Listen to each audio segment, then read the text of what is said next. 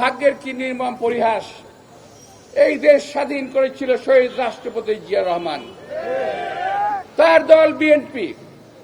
সেই বিএনপির নেত্রী, দেশ নেত্রী বেগম খালেদা জিয়া আজকে গণতন্ত্রের জন্য যুদ্ধ করতে করতে মৃত্যুর মিছিলে সামিল হয়েছে। এখন আল্লাহ জানে কদিন পর তার কি হয়। তাকে বিদেশে যেতে দেওয়া হচ্ছে না। আমরা কতবার বলেছি দেশ নেত্রী বেগম খালেদা জিয়াকে মুক্তি দিয়ে অথবা চিকিৎসার জন্য বিদেশে পাঠান। ওনার অবস্থা বেশি ভালো না। ওনারা বলছেন আইন নাই। কেন আইন থাকবে না? কেন আইন কি মানুষের জন্য নাকি মানুষের আইনের জন্য মানুষ? আজকে তারা বলছে দেশনেত্রী বেগম খালেদা জিয়াকে বাইরে পাঠানো যাবে না, অর্থাৎ তাকে হত্যা করতে হবে এবং এমনভাবেই করতে হবে যাতে কেউ কিছু বলতে না পারে। আমরা আন্দোলন গড়ে তুলছি, আন্দোলন হবে, মুক্ত হবে দেশ। আমি হয়তো দেখতে পারবো না, আমি জানি না আমি দেখতে পারবো কিনা, কিন্তু এই দেশে কেউ না কেউ আসবে, কেউ না কেউ আসবে এই হায়নার হাত থেকে এই দেশকে মুক্ত করার জন্য। ইনশাআল্লাহ বিএনপি থেকে আসবে। আমাদের নেতা তারেক রহমান রয়ে গেছেন, তিনি একদিন এই দেশে ফেরত আসবেন।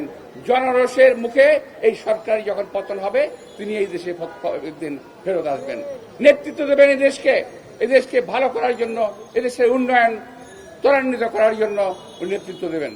প্রিয় ভাইয়েরা,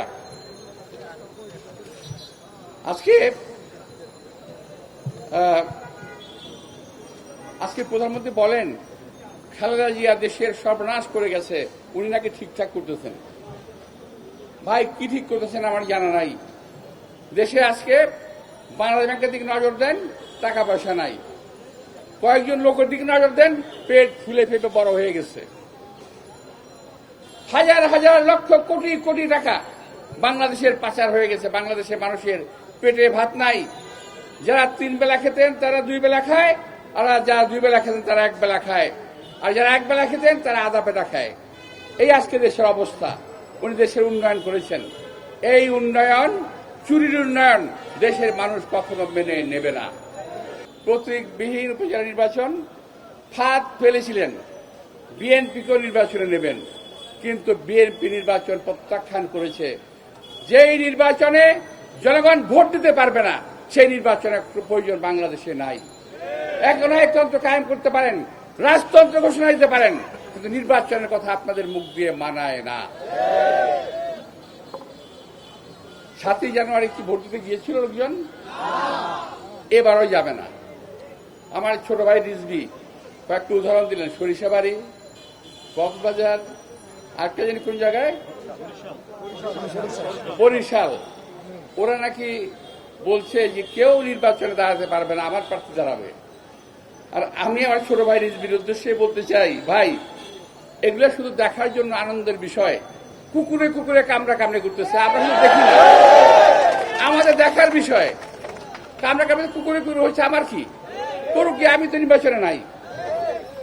ওরা ওদের প্রার্থীকে নির্বাচনে দাঁড়াতে দেবে না, বিএনপি প্রার্থী দাঁড়ালে কি দাঁড়াইতে অবস্থাটা। তো আমাদের সিদ্ধান্ত সঠিক আছে, সঠিক থাকবে ইনশাল্লাহ। সরকার উৎখাত করবে, আর ভাই আমরা তো সরকারই দেখি না, এটা তো নির্বাচিত সরকার নয়।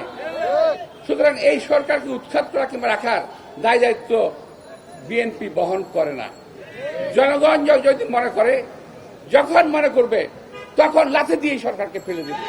এই সরকার ক্ষমতায় থাকতে পারবে না।